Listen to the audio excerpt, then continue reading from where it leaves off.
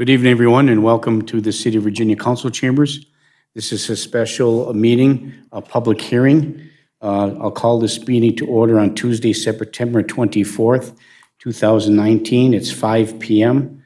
We are in the Council Chambers at Virginia City Hall, and the purpose of this meeting is to seek public comments for the public improvement and special assessment policy that the City Council has reviewed and are scheduled to approve.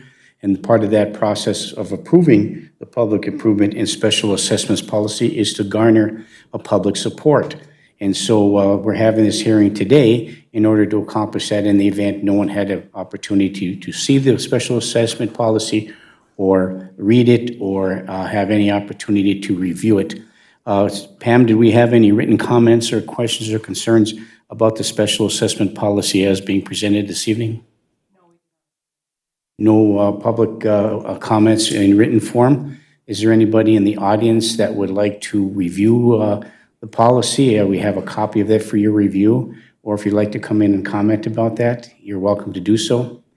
And for those of you who are listening at home or streaming this meeting live, as we intend to do all our meetings when possible, and so there's comments available for that. We do have copies of the public improvement and special assessment policy available to you. It's also on our website and available at your convenience. And if you want a copy, you can call our city clerk's office at 749-3579, 749-3579. Thank you. That being said, does anybody have any questions or comments? I think I would like to ask Councilor Bearwood to say a few words about the assessment policy.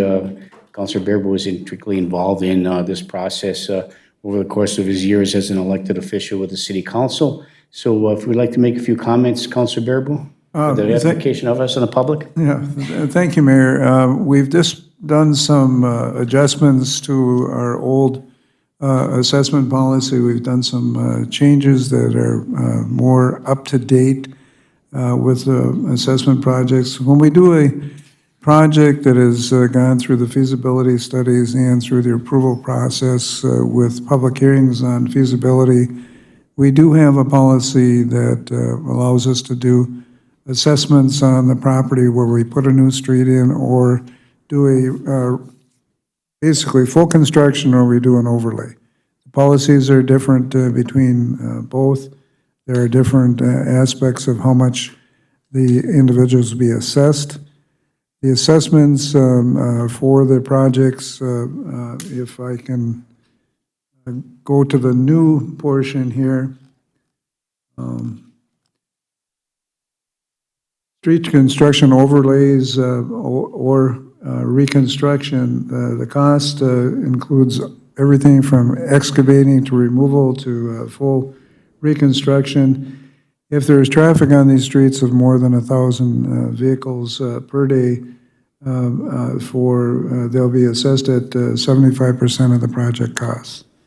If there is municipal aid streets, they'll be assessed by a formula which amounts to about 50% less the amount that we get for state municipal aid if it has traffic that allows for municipal aid. These costs will be spread over to the homeowner or the business over a 10-year period of time. If they so choose, they can pay them up front, or you can do them over a 10-year period of time. So it depends on how the individuals choose to do that. These monies go right back in for the assessments, right back into our street fund. Everybody thinks it goes back into the general fund. That is not true. It goes back straight into the street funds. So they will be used for future street reconstruction. We haven't had a lot of street assessments since I think it's about 2007 since we had the last street assessment policy that we took a look at. So there are assessments that are done by the running foot that you have on your property where that street is put together. So if you have 100 feet where the new street was, you will pay an apportionate amount by the square footage, and everybody else in a block will pay the same, but it's done by the square foot, not square foot, running foot. If you live on a corner, Unfortunately, some of the property gets assessed down in what they call a triangular area, down the street. If it's abutting in an avenue, as an example, it'll get assessed on a diagonal. It gets less as you go down the block, and it goes to about halfway down the block. You cannot get double assessed. If another project comes and do another street within 5 years of the one that we just did, it'll be the most expensive of the two that you'll be assessed on, not the lesser. But you will not get hit a second time around if another street is done in 5 years. As an example, if we do an avenue, then we do the street that goes down right next to you. If you're on that area, you will not get double assessed on that. So that's been questions that we've had. With that, I'll leave it open for the rest of the counselors if you want to ask questions and see if I can answer them. Alleys now are a 75 petitioned assessment. So alleys to be done have to be petitioned. I don't believe I mentioned that. So those are petition projects. And if 75% of the residents in an alley or on a street that abuts an alley want it redone, then it becomes an eligible project for doing that on basically an immediate basis the next year, because they're willing to pay. Okay, any questions that you may have? No, thank you, Councilor Berber. We may ask to elaborate on a few other items during this hearing if necessary. I do want to say that, this assessment policy is being reviewed and updated because it needed to be. And two, we anticipate having a significant street and alley project or a street project in 2021, and we're getting ready to put a bonding package together. This council has been working diligently on that and with our staff, and to try to start working on some of these streets, which is one of the biggest concerns that the community has. And for the lack of funds, we have to find some creative ways in which to do that. According to the Minnesota statute, we have to assess when we bond for street projects. So there's a Minnesota statute to follow. That's a Minnesota statute 429. And really, just a brief synopsis. Under scope and limits, the question is how do we initiate an improvement? And how does we decide to do so? So if the project wants to be done, the city will consider that project and approve or disapprove it or put it on a schedule based on a priority, based on the facts that we glean from our engineering office, our construction managers, and our staff as to what's the most prudent way and the most prioritized way in which to accomplish, and based on the cost and the money that we have. And so it can be done by petition from property owners. Now, if the property owners want an improvement in their area, based on a petition, you must have at least 35% in the frontage of that property boarding the improvement. So that's one way to do it. Another is by council action. Per city charter, section 2.08, in the first instance in which the council desires to levy a special assessment for an improvement, it shall require 2/3 votes of the members elect, except in cases of sidewalks in which a majority is sufficient. So if we want to do sidewalks, it takes a majority vote from the elected officials, and if we want to do a huger improvement, it takes 2/3 vote. And what are accessible improvements? Well, if there's a development of new construction, that's accessible. Petitions to do new construction is accessible. Petitions to reconstruct the resurfacing, as Councilor Berber alluded to, is also accessible. And then the council can authorize reconstruction and resurfacing and overlays. And then there's a myriad of information on how that's assessed. Councilor Berber touched on the fact that 50 and 75% is kind of the norm of what we have in our policy. And now in alleys are 75%. So we're looking for in ways in which to leverage the bonds that we have, or the bonds that we want to issue in 2021 with the identified street projects, or some have already been identified. There may be some changes to that street projects moving forward, but we certainly will be gleaning and getting public input about the projects as we move forward. And so this is kind of one of the steps that we need to take to upgrade our assessment policy to be more in line with what the statute requires and how we are going to assess based upon the projects moving forward. And of course, if an assessment is ever done, the affected owners would be notified and have the opportunity to come and speak, and will follow all the statutory requirements and more in order to keep all affected individuals and residents and owners, business owners apprised of the project as we move forward. So I think that kind of encapsulates a little bit, Councilor Bearable. Yeah, I missed a couple of items. I don't want everybody to think that you're going to pay the full price if it's $1 million street project for a block, which that's not unusual anymore for a block to cost $1 million. It's a total reconstruction. Those costs would be minus any grants we might get, any state aid dollars we might get, any place we can find additional dollars to put in there. It's only accessible on basically the city dollars that you get. If you choose to go over 10 years, I forgot an important part. There is an interest that we do charge if you choose to pay over a 10-year period of time. That's subject to an upper limit by state statute, or the city council can deviate from that if we so choose to do that. So we have done that in the past. As an example, Councilor Verbo, and maybe Matt Reed, who's in the audience today, our engineer of record for the city of Virginia, engineering firm from SEH. The example of the Midway Drive project, which is about a $2.2 or $2.1 million project. How does the assessment works on there? Is there an assessment, and why or why not was there an assessment? Matt, could you help us out on that?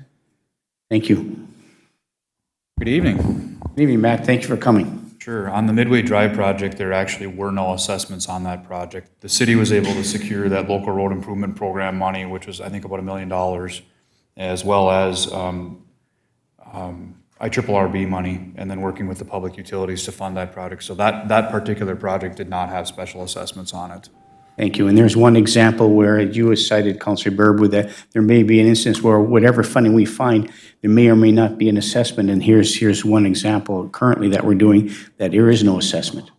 So not every project gets assessed if we can find the money to cover the cost. Thank you, Matt.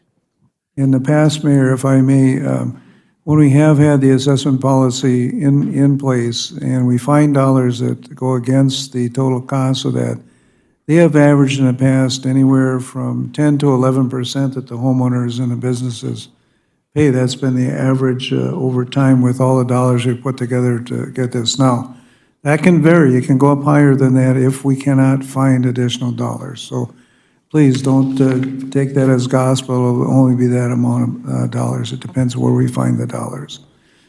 So with that, Mayor, any other questions from the council? Let's move to the council. Any questions or comments you might have? I know we've discussed this at length and have come to a consensus. We think this is the policy that'll work for us based on our recommendations, all the questions we asked and staff.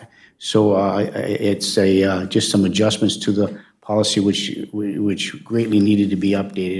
It was antiquated. So we are current now. We will be current as moving forward our 2021 process and beyond. Have this opportunity, to hear any comments or questions you have about this policy. Now, once this public hearing is closed, you still have the opportunity, if you want, to ask questions, give some calls, or get copies of the assessment policy. We urge you to do that in order to be well informed about how we move forward, and we'll be more than happy to answer your questions, and we'll give you to the people who give you the right answer. So thank you very much.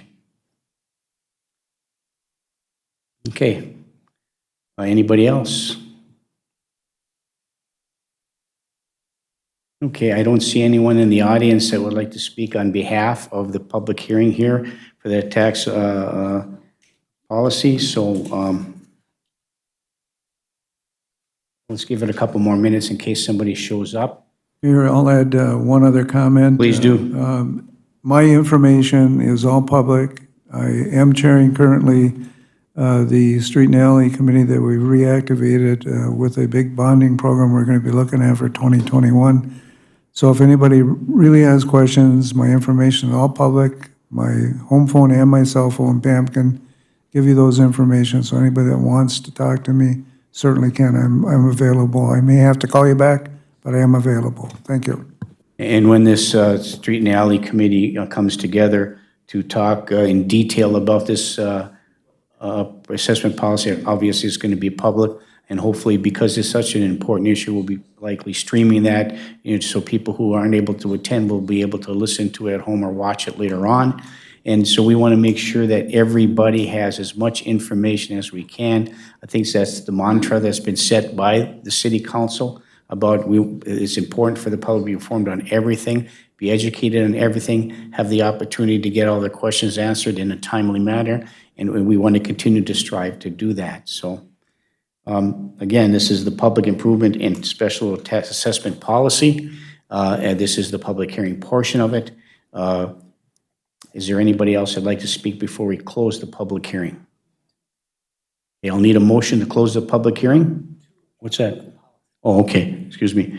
All right, we're going to need a motion this evening, that's right, to approve, the council to approve our public improvement and special assessment policy. A motion to approve by Councilor Barnzelli. Is there support? Is there support? Support. Support by Councilor Johnson. Is there any further discussion?